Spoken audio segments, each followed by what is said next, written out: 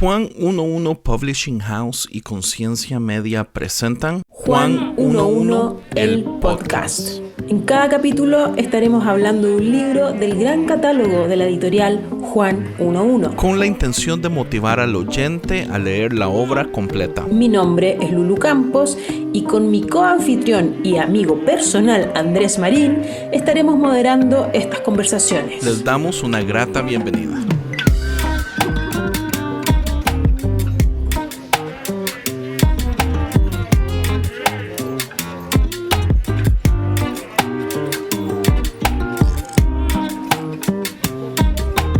En este episodio tenemos a la escritora Elsa Tames para hablar de su libro Las mujeres en el movimiento de Jesús.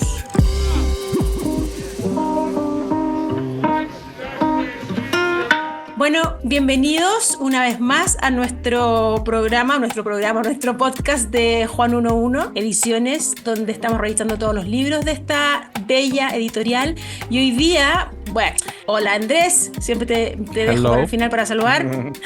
Hoy día tenemos un programa muy especial. Para mí, un honor, pues yo me siento absolutamente una privilegiada de estar en este episodio porque tenemos de invitada a una de las mujeres, desde mi perspectiva, más admirables y que han aportado, no se puede medir, ¿no? Pero un montón en cuanto ha aportado a la teología latinoamericana desde la mirada femenina, feminista y nada, de la perspectiva de la mujer. Yo soy una enamorada de las mujeres, entonces todo lo que venga a las mujeres está maravilloso. Bienvenida Elsa Tames, muchas gracias por estar aquí. Bueno, muchas gracias por invitarme.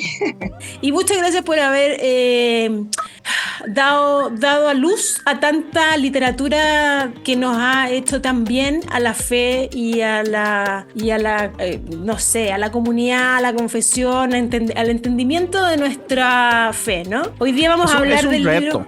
Yo creo que una de las cosas que más me gusta es cuando la literatura nos reta. Estamos muy acostumbrados a solo escuchar y digamos la dinámica de la iglesia es eso, uno se sienta, escucha a un pastor que le dice algo que posiblemente uno ya sabe, pero el reto es lo que hace la gran diferencia. Claro. Exacto. Tal cual. Y hoy día vamos a conversar acerca de uno de tus libros, Elsa, que esta editorial publicó en el 2020, que sabemos que no es un libro que escribiste en el 2020, es un libro más antiguo, ¿no? Entonces se llama Es bien antiguo, tiene 24 años, pero está muy, sigue leyéndose muchísimo dentro de grupos de mujeres. Es interesante de toda mi producción bíblica, porque más soy biblista, ¿no? Bíblica y teológica. Es el que más se ha trabajado en grupos, se lee. Bueno, es interesante, muy actualizado.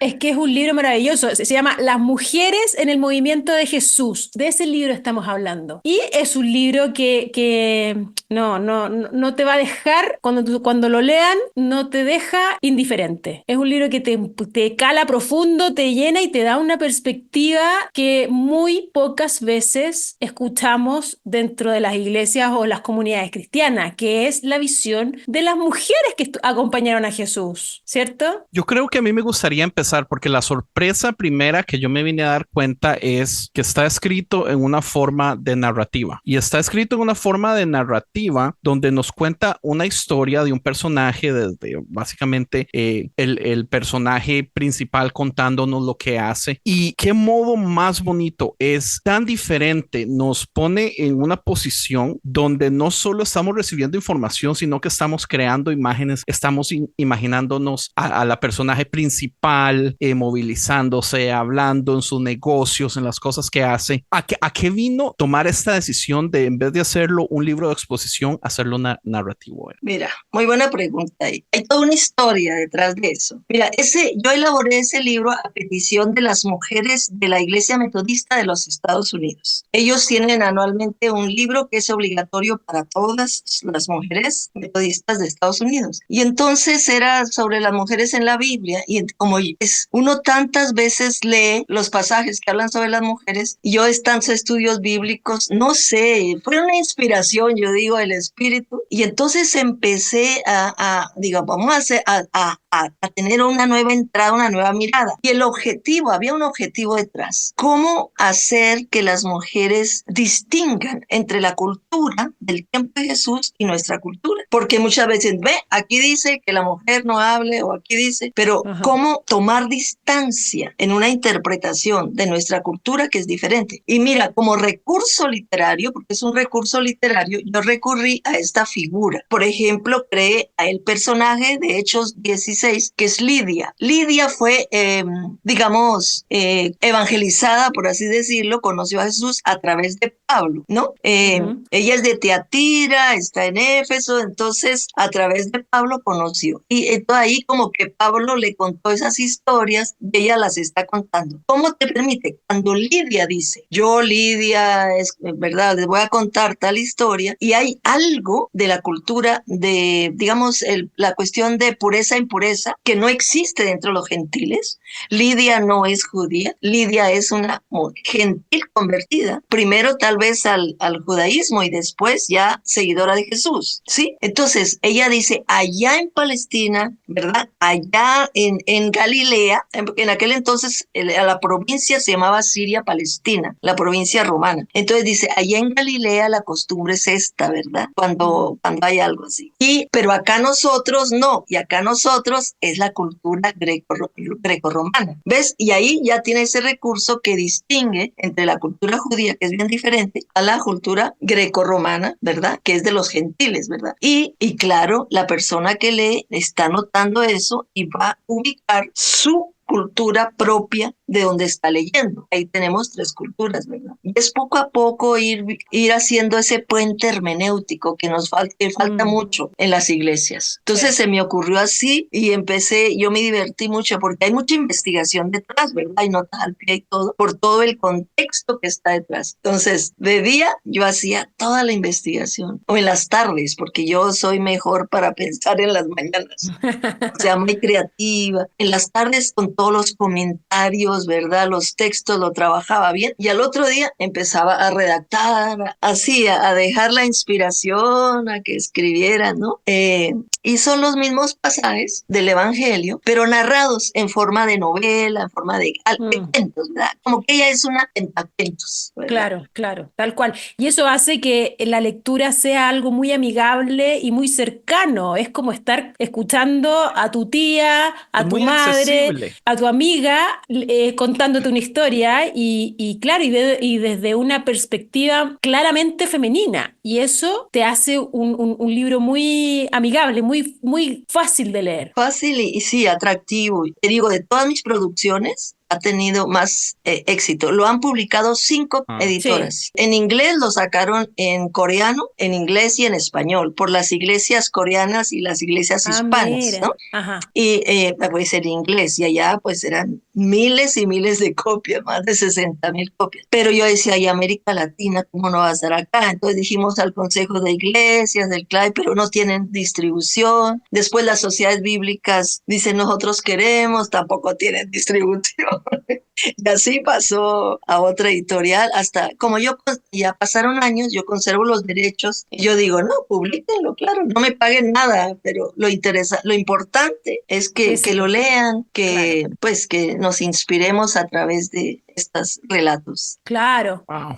No, es que hay tantas cosas que me gustaría tocar al respecto. Me parece tan interesante ver que en la novela, porque yo me imagino el tiempo que usted utilizó, porque estas cosas no los explica la Biblia, aunque hay ciertas Biblias que traen mapitas y todo eso para uno tener una idea de dónde se movilizó Jesús. La imagen, o sea, uno no lo tiene en la mente. A mí me sorprendía ver y yo me ponía a pensar cuánto tiempo invirtió Elsa buscando las distancias, describiendo los caminos de una ciudad para otra, para ponerlo en 2 renglones de su narrativa, algo tan pequeño, pero algo tan importante o sea, es que la verdad es que abre la foto completamente. No es solamente... Claro, te arma el cuadro. Sí, no es solamente Lidia, que nos la imaginamos sentada contando, no, con el modo que se abre la foto completa y nos da tanta información. O sea, escuchar a Lidia hablando de sus negocios, hablando de los tratos que hacía, qué bello, qué bonito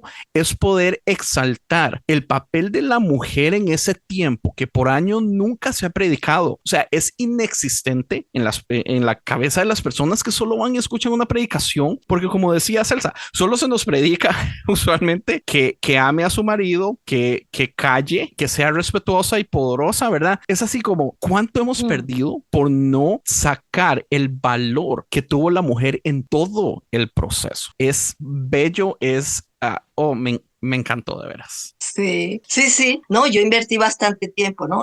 Mira, yo fui profesora de la Universidad Bíblica por 25 años. Entonces ahí es exégesis y trabajo de Biblia y de hermenéutica y muchos libros para ver los métodos exegéticos. Pero entonces hay todo lo que es el contexto sociohistórico, religioso, económico, político, de donde surge el texto. ¿Ves?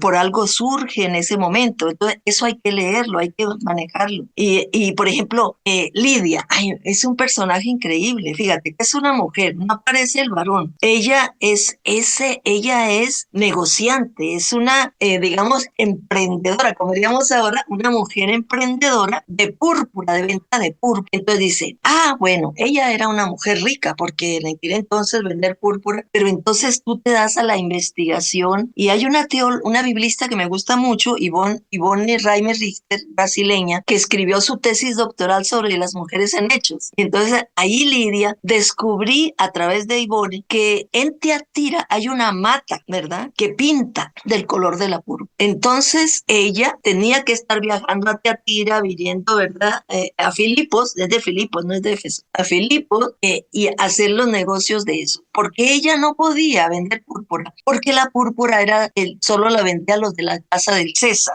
¿verdad?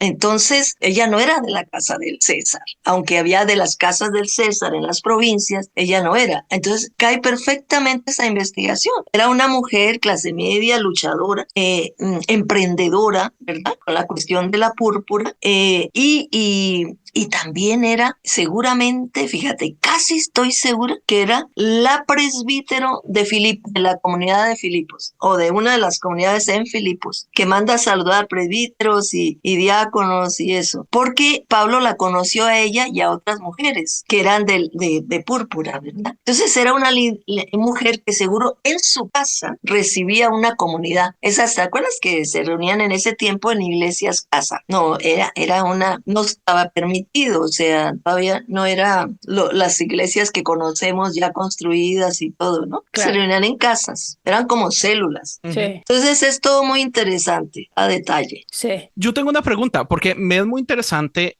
que Lidia y Priscila son muy parecidas ellas. Y usted fácilmente hubiera podido también escoger a Priscila para hacerla su personaje principal. ¿Qué hizo que decidiera por Lidia? ¿Fue mucho de esto de las púrpuras? Qué pregunta interesante, nunca me ocurrió. No sé, me imagino que Pablo conoció a Priscila y eran colegas, ¿verdad? Eran colegas. Priscila estaba casada con Aquila y parece que hacían tiendas también, se conocieron en Corinto, etcétera. Pero no tenemos un texto grande que hable de Priscila. La vemos en los saludos de Romanos 16 como una gran mujer, ella y Aquila, que dieron su vida por Pablo en Éfeso, ¿verdad? Uh-huh. La vemos en Corinto, que se encontró con ellos, ¿verdad? Porque fueron expulsados de Roma, cuando fueron expulsados los judíos, ¿verdad?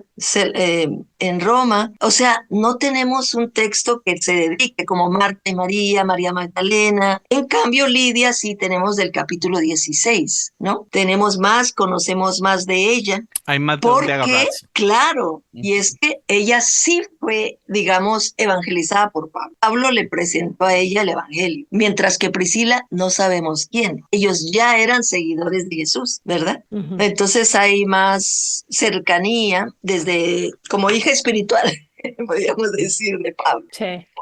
Oye, Elsa, y yo también tengo una pregunta porque tú haces como en esta novela un relato de entre 10 y 15 mujeres que se cruzaron con Jesús o que Jesús contó historia de ella, ¿no? Ajá. ¿Hay alguna de ellas, quiero saber, hay alguna de esas mujeres que tú describiste y que contaste en el libro que te haya llamado la atención o que haya sido tu favorita por algún elemento en particular o por alguna experiencia o en alguna parte de la descripción? ¿Una de estas mujeres te llamó más la atención y se ganó más tu corazón que otra? Es que hay varias, hay varias. Bueno, María, la madre de Jesús, es muy interesante porque yo me pongo en el lugar de María. Yo soy madre de 2 hijos, ¿no? Lo difícil que ha de haber sido tener un hijo como Jesús y que al final lo Claro. mata. Y yo me imaginaba eso de la piedad de Miguel Ángelo ahí teniéndolo al hijo todo ensangrentado, todo eso. Ah.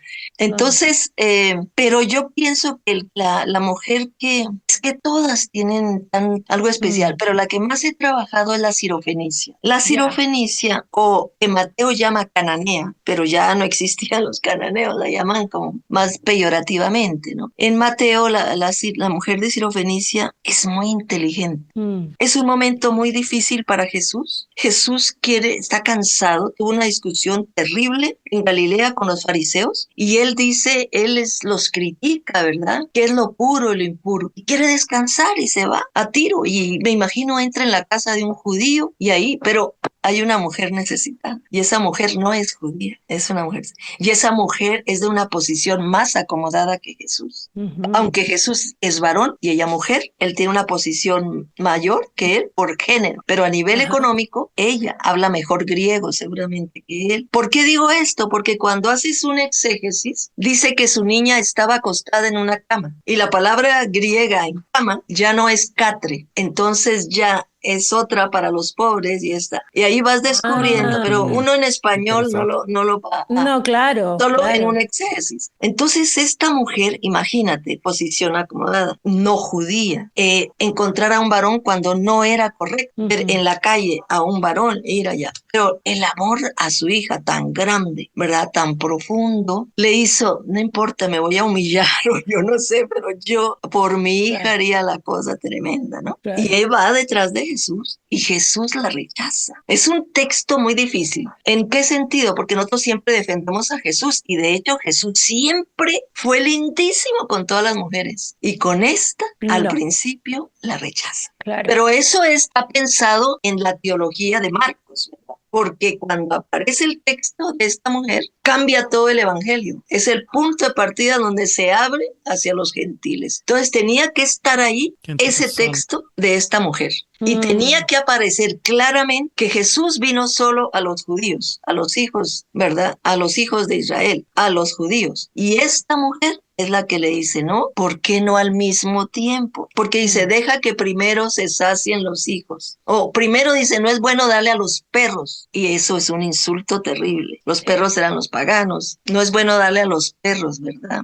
Y luego dice, y ella dice, ¿por qué no al mismo tiempo? Si los perritos, y hasta lo ponen en diminutivo, o sea, esa escena, los perros que están en la calle, que comen carroña, que son impuros, que son los gentiles, los paganos, ella transforma esa escena y la pone en la casa, donde Claro. está la familia, y ahí todos comen y las migajas caen, y los perritos. Claro. Esa sabiduría de esta mujer, que del discurso de Jesús monta su propio discurso, porque no saca otro argumento. Sí, pues. No saca otro Y argumento, por favor, mira que yo estoy muy necesitada, ¿no? Sí, señor, tienes razón, pero lo contra... también los Claro. perritos comen debajo. Y entonces Jesús, yo lo visualizo, de hecho he hecho una lectura novelada de ese pasaje y pensando en Jesús, que la sonrisa que él cuenta su propia historia, Jesús, ¿verdad? Y se ríe, la ve con ternura y la hizo cambiar. Es una mujer que hizo cambiar A Jesús. la mentalidad. Dice, ¿por qué no? No solo los hijos de Israel. Dios es muy misericordioso con todo el mundo y fíjate que de ahí empieza su ministerio en puras ciudades griegas. Vuelve a Decápolis, que había ido y le había ido mal con el endemoniado de Gadara, que le dijeron, vete, mejor vete. Vuelve otra vez y va a puras ciudades griegas y hace hace una segunda multiplicación de panes, donde recoge 7 canastas. Sabemos que 7 es el número pleno, universal. Y antes había hecho una multiplicación donde recogió 12 canastas, que es las 12 tribus, los judíos, los 12, ¿no? Eso ya es un símbolo más de los judíos. Y después entonces, otra multiplicación de panes, donde ya, gracias a esa mujer, estamos nosotros conversando aquí, porque también no sé si Andrés sea de descendencia judía o no, pero nosotros somos de la descendencia igual que la mujer sirofenicia, ¿no? Entonces yo siempre admiré a esta mujer, la capacidad, ¿verdad? De tener ese diálogo con Jesús. Tú sabes, Elsa, que ese pasaje, yo soy cristiana hace muchísimos años y me lo sabía de memoria y nunca había escuchado, ni se me había ocurrido a mí tampoco, pero no había escuchado una perspectiva como la que leí en tu libro, que cuando lo leí dije, wow, primera vez que veo que Jesús bajó del nivel de todopoderoso, que lo sabía todo y el maestro máximo, y la interacción y esta conversación con una mujer lo hizo reflexionar, lo hizo cuestionarse su propio discurso y su propio enseñanza, y lo hizo cambiar de parecer en ese momento. Ese pasaje en particular, Elsa, yo creo que yo no sé si tú lo habías escuchado en otra parte igual, pero para mí y yo creo que para el 100% de las personas que conozco y que han leído tu libro, nunca habían visto esa perspectiva de ese pasaje, de que una mujer hizo cambiar de opinión a Jesús. Es maravilloso.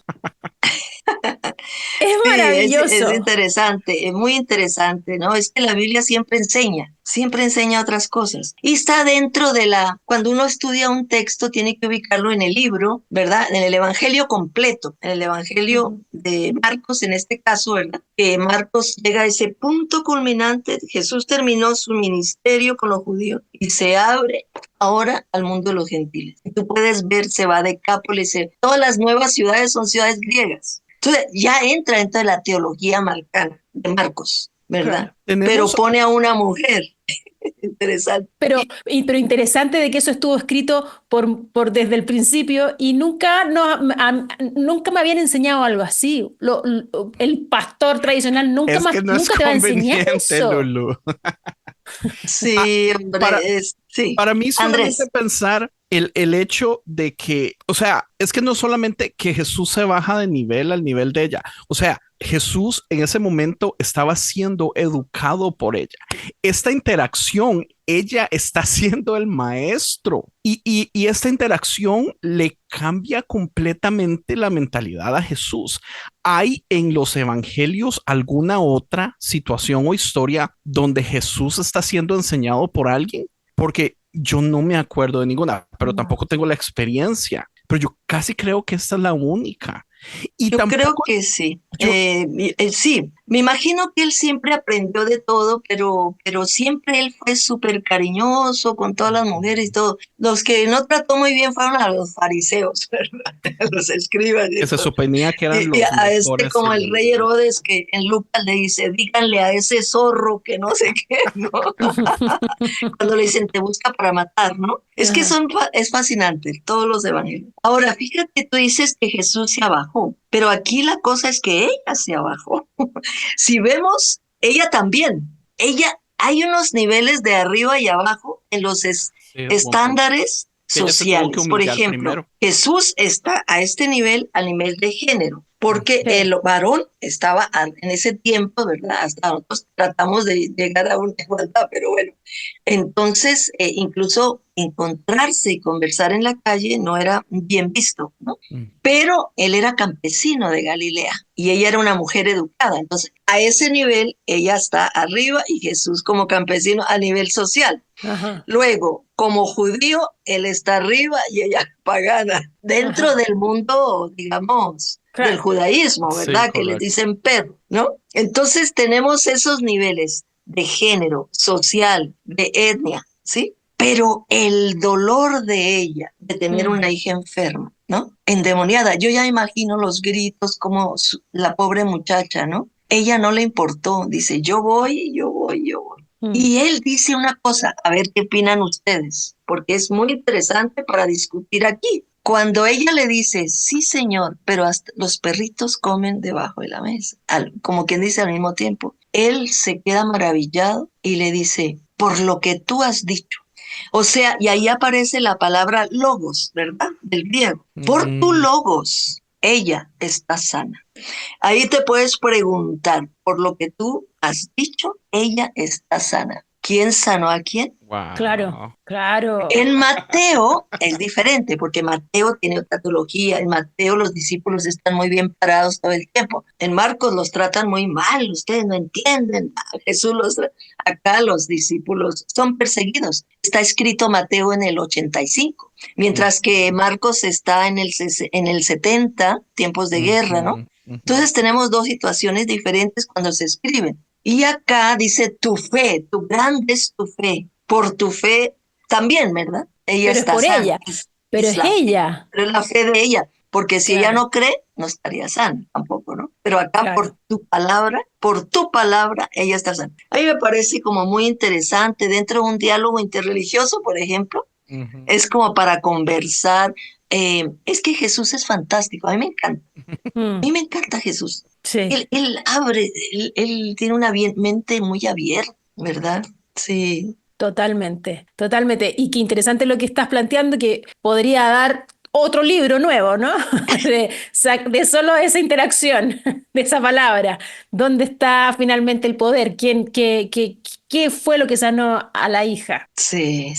Sí, entonces tenemos muchas mujeres. Yo todas las mujeres que escribí, Marta era otra, me inspiraba mucho. A mí me encantó la historia de Dorcas, porque es interesante. La historia de Dorcas, tenemos apenas 10 versículos en Hechos y la extendiste de un modo, o sea, yo pienso en Dorcas y leyendo todo lo que hacía ella por todas las mujeres, porque el texto solamente dice que las mujeres estaban presumiendo de los vestidos que Dorcas le... Y eso es todo, pero usted me recreó una imagen de una mujer que daba la vida por ayudar a otras, que se sacrificaba, que trabajaba, que estaba ahí presente, que, oh my God, qué bella. Y otra cosa importante que nadie lee, era discípula. Esa palabra desaparece. Él se pone como costurera, pero se le olvida que es discípula. Y cuando aparece la palabra discípula en la Biblia, es que es una palabra técnica, una palabra muy importante, ¿verdad? Ella era discípula. Fíjate que esa palabra aparece desapercibida por ahí. Discípula. Claro, no menor. Era parte del grupo cercano. De la argolla. Claro. Sí, discípula, o sea, sí. Estamos en el periodo, acuérdense que tenemos el periodo del movimiento de Jesús. Luego el periodo, yo digo, movimiento del resucitado, ¿no? Para que esté la palabra movimiento y no decir como los historiadores dicen el periodo, en el tiempo de los periodo apostólico. Pero yo digo el periodo del movimiento del resucitado. O sea, sigue siendo, ese es del espíritu, ¿no? Es todo hechos. El espíritu de Jesús, porque ya murió. El espíritu del resucitado es el movimiento. Ya después tenemos el post-apostólico, donde ya se dice que la mujer no enseñe, no permito que la mujer enseñe, ya es Timoteo por allá, siglo 100, último, ya cuando se está como institucionalizando la iglesia y se está excluyendo a las mujeres del ministerio, porque en el movimiento de Jesús eran muy activas, en el periodo de Pablo, activísimas, porque cuando yo hablo Pablo es el Pablo vivo, auténtico, ¿no? Porque tenemos la escuela paulina, que hay 4 Pablos, ¿no? Y hay uno que, hay 3 Pablos en la Biblia y hay otro que es el Pablo gnóstico, de los libros apócrifos. Pero es muy importante distinguir estos periodos, ¿no? Para poder entender que en unos textos dice que la mujer no enseña y en otros textos las encuentras como a Priscila, a Dorcas, a Lidia, son del tiempo, del tiempo de los apóstoles, ¿no? Pero el post-apostólico y post-apostólico ya siempre están queriendo que no participen. Creo que hay mucha persecución ya porque crecieron las comunidades.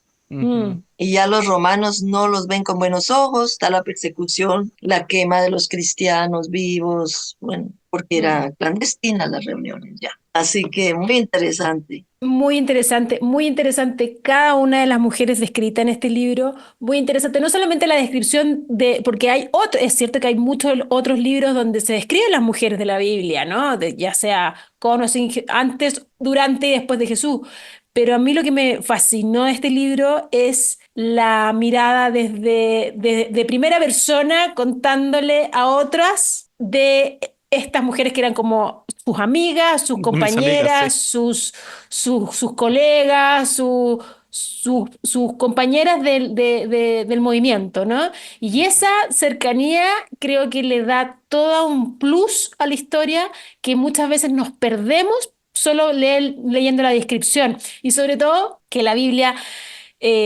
bueno, no sé si la Biblia en sí misma, pero lo que se ha hecho con la Biblia por los siglos es omitir y silenciar a las mujeres. Entonces, esta nueva mirada de contar a la mujer en primera persona es algo fascinante, de verdad fascinante. Sí, sí, sí. Y no solo Ahorita hay contar una, las sí, historias, Andrés, sí. sino también poner, digamos, como dije antes, la foto completa para uno ver que su sacrificio, su trabajo, su amor era algo difícil también. En el momento que ayudaban, en el momento que se movilizaban, o sea, no era fácil. Entonces, ver la foto completa, uno dice el sacrificio que hicieron y es un sacrificio 100% inspirado por el amor que las motivó de Jesús pues a dar, o sea, a darlo hacia afuera, ¿verdad? En una cultura que usualmente son tan cerrados, tan tribalistas, tan todos nosotros, ¿verdad? La protección de los nuestros solamente. Entonces Mm, es súper inspirador. mm. Ahora, hay Porque, que, sí, perdón, sí, no, Lulu, una última cosa que quería me decir, encanta escucharlos, claro. que quizá yo aquí me estoy tirando muy feminista, ¿no? Pero tengo la sensación de que el hombre masculino ha ido evolucionando en el tiempo. Leer a un Pablo es muy distinto de leer a un, no sé, a un Lincoln, o leer a un, como que ha ido cambiando el hombre. A un Tengo la Jordan Peterson. sensación, no, imagínate. Tengo la sensación que las mujeres siempre fuimos evolucionadas y que nos han silenciado, pero al leer a estas mujeres, pareciera como que las emociones, los sentimientos, los vínculos, la sensibilidad, la percepción, todas estas características siempre las hemos tenido y siempre han estado ahí, como que la mujer nació evolucionada. No, no sé si... O sea, Bueno, leo a Lidia en primera persona hablando de Marta y no me suena tanto que estamos hablando de mujeres de hace 2000 años atrás, sino que suena como que estamos hablando de la señora Rosa, mi vecina. ¿Me entiendes? Mira, Como, wow. de eso se trata porque nosotros queremos actualizar el texto, ¿no? Para que claro. le llegue a las personas de hoy día.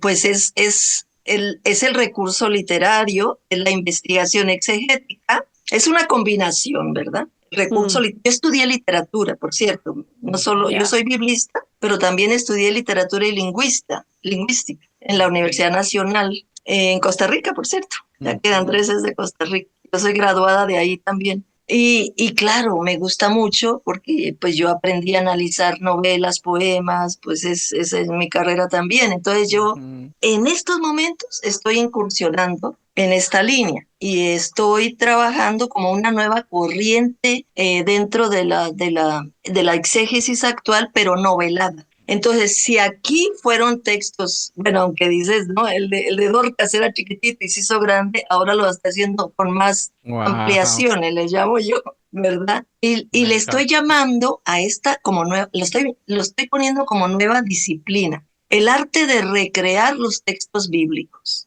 ¿Ves? Ujú. En Chile yo Ajá. estuve, ya que tú eres chilena, Lulú, estuve en la comunidad teológica en sus 60 años dando un taller y yo dije, yo acepto, pero si doy el taller sobre el arte de recrear textos bíblicos porque en eso estoy. Y me Ujú. ayudó porque me obligué misma a crear los pasos de cómo hacerlo. Entonces, por ejemplo, yo he recreado María en primera persona, María la Ujú. Madre de Jesús, en las bodas de Caná, por ejemplo.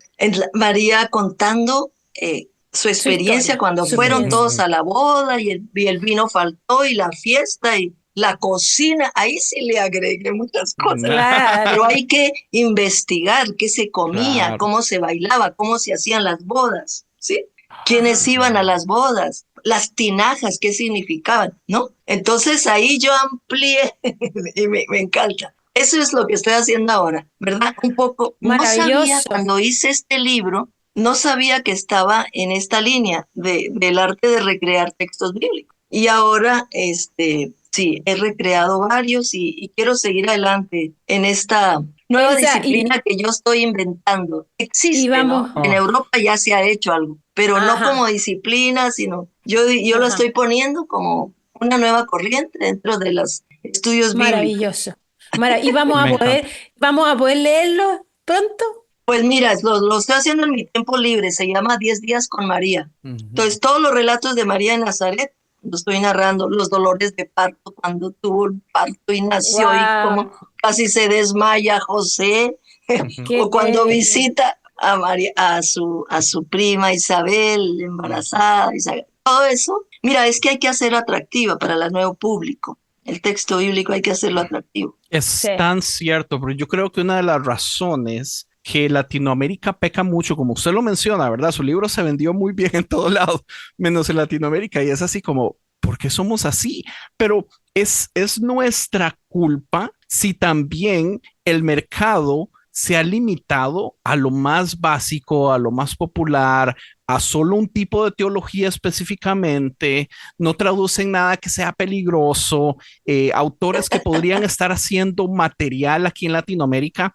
Yo siendo uno, yo finalmente terminé mi primer libro y estoy en el proceso de hacer, pero cómo me ha costado y ha sido tanto miedo y o sea, yo no sé hasta qué punto no es culpa de la gente y es que no ha habido la facilidad de que autores se atrevan a hacer cosas diferentes, a correr riesgos. No sé, Elsa, me encanta lo que está haciendo, se lo juro. Sí. Mira, de verdad que lo han publicado muchas casas publicadoras, pero tienen poca distribución, pero se ha fotocopiado de una manera increíble. Eso es muy latino. Muchos grupos. Eso es muy latino. Y me dicen a mí, perdona, pero es que no lo encontramos en ningún lado. En Chile yo di unas conferencias y me pidieron que hablara del libro. Y estaban vendiendo fotocopias. Ay, no. Porque no había. Y digo, bueno, lo importante es que se venda. Yo derecho de autor no tengo. Pues me gusta mucho ese corazón, ¿verdad? Porque al final lo que uno quiere hacer... Lo bueno es compartir. Es compartirlo. Sí. Pero también y nosotros hacemos este podcast solamente con el ánimo de que la gente acceda a este tipo de lectura, a este tipo de libro, a este tipo de miradas, como que se expanda con mayor celeridad, creo yo que claro, yo tampoco soy no sé, fan de la comercialización ni del capitalismo, ¿no? Pero si se fotocopia, ya, bueno, pero que se lea. El tema es que se lea y que se abra la mente, sobre todo en Chile, ¿no? Y Latinoamérica, pero Chile está muy atrasado. Al menos nuestros oyentes, por favor, cómprenlo. Ya después de haber comprado. Por lo menos está en Amazon, ¿verdad que sí? Sí, está en Amazon, está en Barnes & Noble. Nosotros les vamos a dejar los links, pero está disponible en este momento y vale la pena. Vale muchísimo. Tengo que decir una cosa, de Juan 1.1 me pidió a mí que se hacía una ampliación. Y la edición de Juan 1.1 es la única que tiene más relatos. Por ejemplo, el de Dorcas no aparece en las otras ediciones. Interesante. El de Dorcas, y me acuerdo, hay otros, no me acuerdo cuáles yo incluí, ¿verdad? Ah, mira.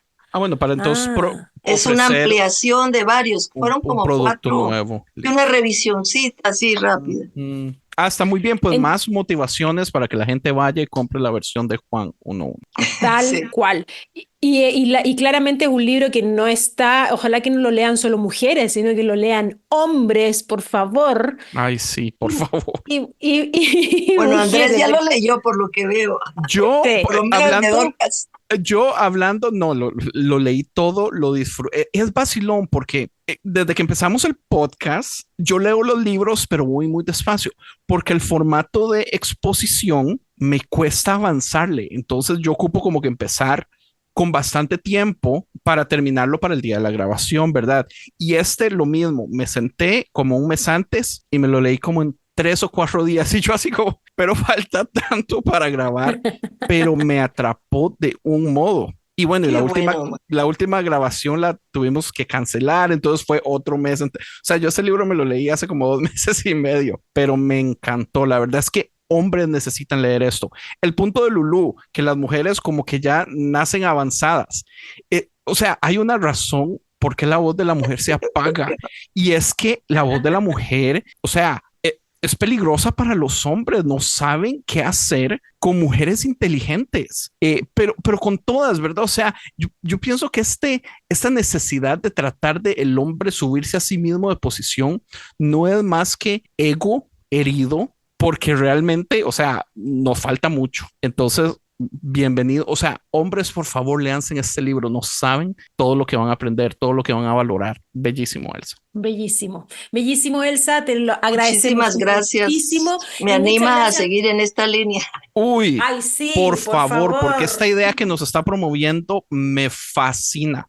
De hecho, sí, lo que yo estoy escribiendo es un poquito diferente, pero es también va por ese lado de ficción, donde quiero agarrar alegorías, una historia completa. Digamos, la primera idea que tengo es del infierno. Entonces agarré una historia de ficción donde voy a criticar la idea del infierno, del castigo eterno. Esa teología específicamente. Entonces, muy ficción bien. también. Interesante. Me encanta la idea de jugar más con las posibilidades. Eso es muy atractivo. Es fácil de leer, es fácil de digerir. Va a hacer que la gente lea más rápido y se emocione y empiecen a comprar más cosas. Me encanta eso, la verdad.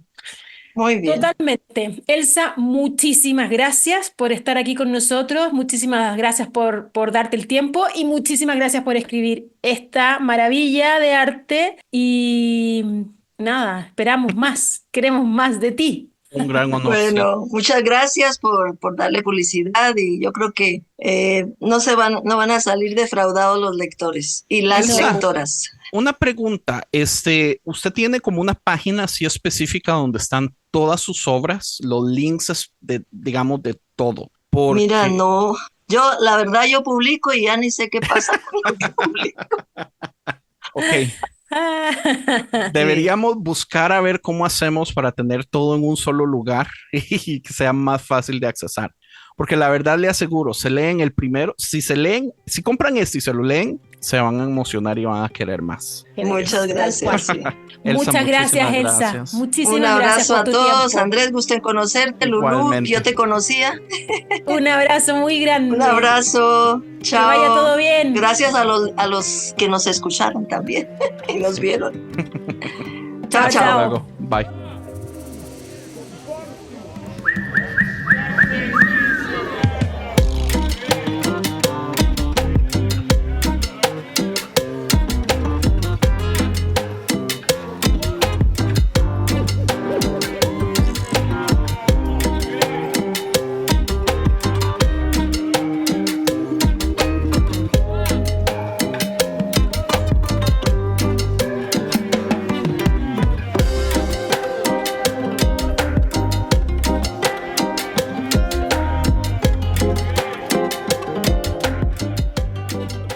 Y para el próximo episodio vamos a estar hablando del libro de N.T. Wright que se llama Justificación.